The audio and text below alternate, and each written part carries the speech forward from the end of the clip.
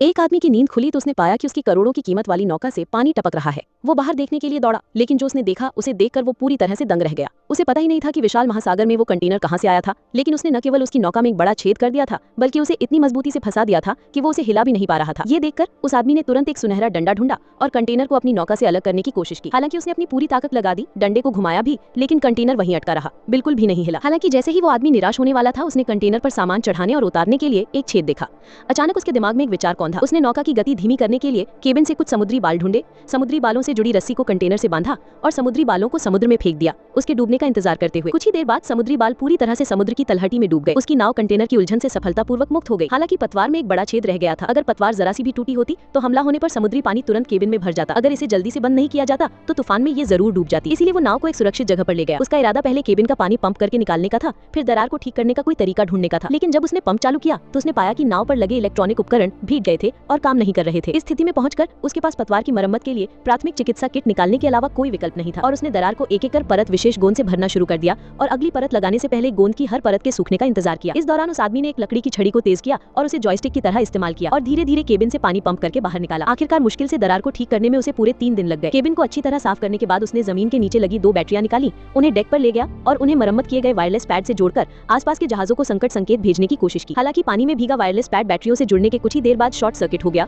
जिससे मरम्मत की कोई संभावना ही नहीं रही। कोई और विकल्प न होने पर उस आदमी ने जल्दी से केबिन से समुद्री रास्ता ढूंढा। ये देखकर कि सबसे नजदीकी मालवाहक रास्ता अभी भी कुछ दूरी पर था, उसने जल्दी से मदद के लिए मालवाहक रास्ते पर पाल लगाना चाहा, लेकिन पाया कि पाल फंस गया था और उसे ऊपर नहीं उठाया जा सकता था। स्थिति का जायजा लेने के लिए उसके पास मस्तूल पर चढ़ने के अलावा कोई चारा नहीं था। ऊपर चढ़कर उसने एक टूटा हुआ तार देखा। जैसे ही उसने उसे प्लग लगाया, उसने दूर से एक अंधेरे तूफान को अपनी ओर आते देखा। ये सुनिश्चित न कर पाने के कारण कि मरम्मत किया गया छेद बच पाएगा या नहीं, वो घबरा गया और मस्तूल से नीचे डेक पर फिसल गया। वो तुरंत केबिन में लौटा, बाल्टी में ताजा पानी भरा और अपनी सारी जीवन रक्षक सामग्री नाव की छत पर रख दी। उसने तूफान के लिए अपनी लाइफ जैकेट तैयार कर ली, लेकिन तूफान तेज लहरों के साथ आ गया। वो डेक पर दौड़ा और नाव को खुद ही स्थिर करने की कोशिश की। हालांकि तूफान बहुत तेज था और कुछ चक्कर लगाने के बाद उसे एहसास हुआ कि वो अपनी नाव को स्थिर नहीं कर सकता। हताश होकर वो वापस केबिन में भागा और वो हल्का पाल निकाला जो उसने आपात स्थिति में इस्तेमाल किया था। वो हवा का इस्तेमाल करके तूफान के केंद्र से जल्दी से बाहर निकलने की उम्मीद कर रहा था, लेकिन जैसे ही वो पाल लगाने के लिए आगे बढ़ा, अचानक आई एक लहर ने उसे डेक से नीचे गिरा दिया। सौभाग्य से उसने एक सुरक्षा रस्सी बांध रखी थी। कुछ घूंट समुद्री पानी निकलने के बाद वो वापस डेक पर चढ़ने के लिए संघर्ष करता रहा। आखिरकार पाल लगाने और फहराने के बाद वो आदमी अभी थोड़ी ताकत पाने के लिए केबिन में लौटा ही था कि पतवार अचानक तेजी से झुक गया। केबिन का सामान जमीन पर गिर गया और फिर पतवार बिना किसी चेतावनी के 180 डिग्री घूम गया, पलट गया। आदमी ने अपने पैरों के पास रोशनदान से नीचे देखा। मस्तूल सुरक्षित और सही सलामत सीधे समुद्री पानी में गिर गया। फिर आदमी को सांस लेने का मौका भी नहीं मिला था कि पतवार अचानक 180 डिग्री घूम गया और हैमस्टर व्हील की तरह फिर से पलट गया। आदमी ने डरते हुए खिड़की से बाहर देखा तो देखा कि एक विशाल लहर टार्ज़न बतख की तरह उसकी ओर आ रही है। वो इतना डर गया कि उसने तुरंत समुद्री बाल उठाया और डेक की ओर दौड़ा। जैसे ही उसने पतवार को स्थिर करने के लिए समुद्री बाल को ऊपर फेंका, एक विशाल लहर आकर उसे और पतवार को उलट दिया। इस बार आदमी किसी सुरक्षा रस्सी से बंधा नहीं था। अगर वो पतवार के पलटने से पहले पतवार को नहीं पकड़ पाता तो शायद उसे डेक पर चढ़ना भी मुश्किल होता। सौभाग्य से पतवार के पलटने से पहले आखिरी क्षण में वो आखिरकार तैरकर ऊपर आया और नाव की रेलिंग पकड़ ली। खतरे से बाल बाल बचकर नाव पर चढ़ने के बाद उसने पाया कि मुख्य मस्तूल आधा टूट गया था और मस्तूल पर लगी रस्सियां अभी भी पतवार को घसीट रही थी, जिससे पतवार पर गंभीर असर पड़ रहा था और संतुलन बनाना असंभव था। बलवान व्यक्ति के पास अपनी जान बचाने के अलावा कोई चारा नहीं था। पतवार को बचाने के लिए रस्सियों को निर्णायक रूप से काटने के बाद वो थका हुआ कुछ देर आराम करने के लिए केबिन में लौटा, लेकिन उसने कभी नहीं सोचा था कि जहां मस्तूल गिरा था वहां एक और छेद था। हालांकि छेद सिर्फ डेक पर था, लेकिन फिर भी लहरें उस पर टूटते हुए उसे बंद कर देती थी। उस व्यक्ति को अपने थके हुए शरीर को क्षतिग्रस्त जगह की ओर घसीटना पड़ा। पतवार अचानक हिली और व्यक्ति खंबे से टकराकर बेहोश हो गया। न जाने कितने समय बाद वो आखिरकार कोमा से जागा। दर्द की परवाह किए बिना उसने नाव पर लगे जीवन रक्षक वाल्व को खोदा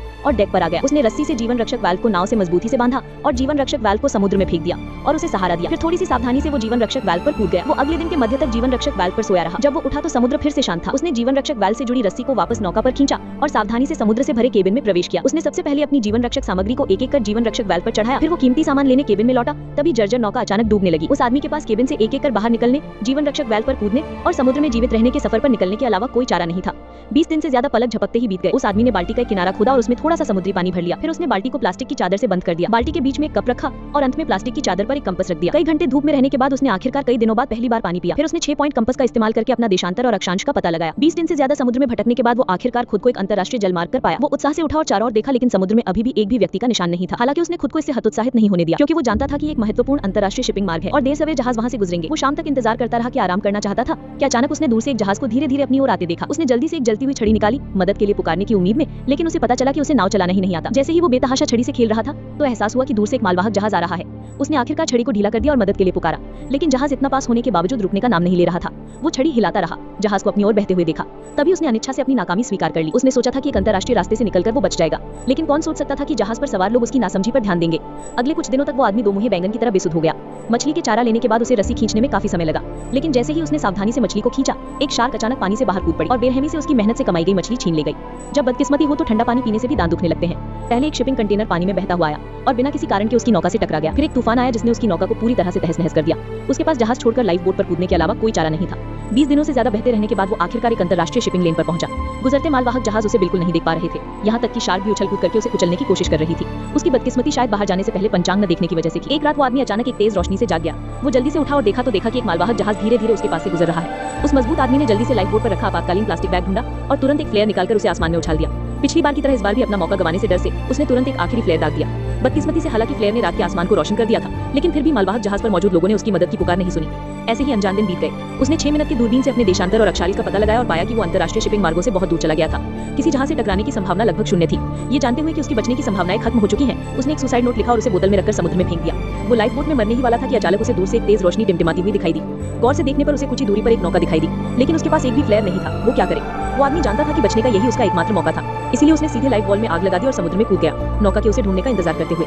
नतीजतन वो तब तक इंतजार करता रहा जब तक आग कमजोर नहीं हो गई, लेकिन नौका ने फिर भी कोई प्रतिक्रिया नहीं दी। बस ऐसे ही उस आदमी ने जीने की इच्छा पूरी तरह खो दी, संघर्ष करना छोड़ दिया और समुद्र की तलहटी में डूबने ही वाला था कि अचानक उसने आग की मंद रोशनी में समुद्र में एक छोटी नाव को प्रकट होते देखा। जीवन रक्षक तिनका देखकर वो आदमी बेतहाशा तैरकर ऊपर आया और आखिरकार अपनी और खिंची हुई नाव को पकड़ लिया। पूरी कहानी यही खत्म होती है। पता नहीं वो आदमी बच पाया या नहीं, शायद बच गया, शायद ये बस एक बेहतरीन भ्रम था। अगली बार मिलते हैं।